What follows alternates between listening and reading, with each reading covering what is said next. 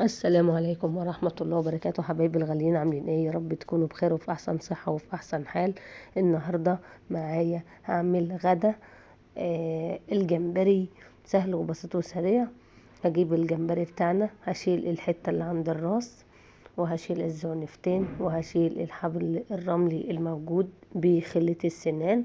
سهلة وبسيطة. هجيب الجمبري واقسمه 2 واشيل الحبل الرملي اللي فيه، او لو مش هقدر ممكن اجيب من عند الراس واقصه بالمقص لنهاية الديل كده، واشيل الحبل الرملي بكل سهولة. اول حاجة هغسل الجمبري كويس واحط عليه ملح وخل وليمون، واسيبه في المحلول النقع شويه، وبعد كده هصفي محلول النقع وابدا في التتبيله بتاعته. معلقه من الثوم والبهارات الموجوده، كركم، فلفل اسود، وشطه، كل حاجه منها نص معلقه كده، والملح وبابريكا، واركنه على جنب في التلاجة مدة نص ساعة مش اكتر. بعد كده هعمل الخليط السائل اللي انا هعمله لما يطلع من التلاجة يتحط فيه. هجيب معانا نص كوباية من الدقيق، عليها ربع كوباية من المية، مع حباية من البيض، مع ملح وفلفل اسود، كمون، كزبرة، وكاري،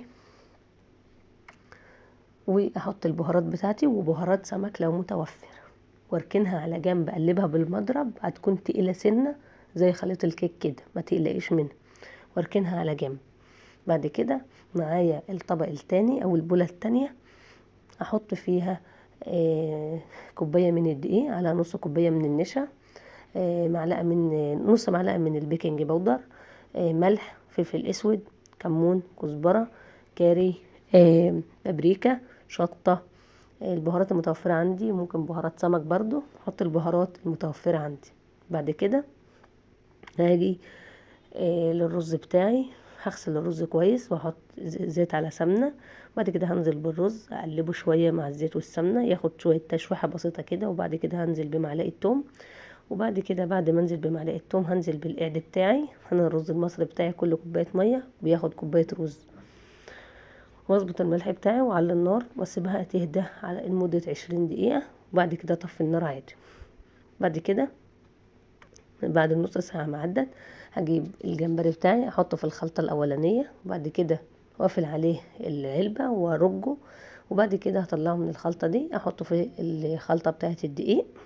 وبعد كده هحط الطاسة على النار واسيب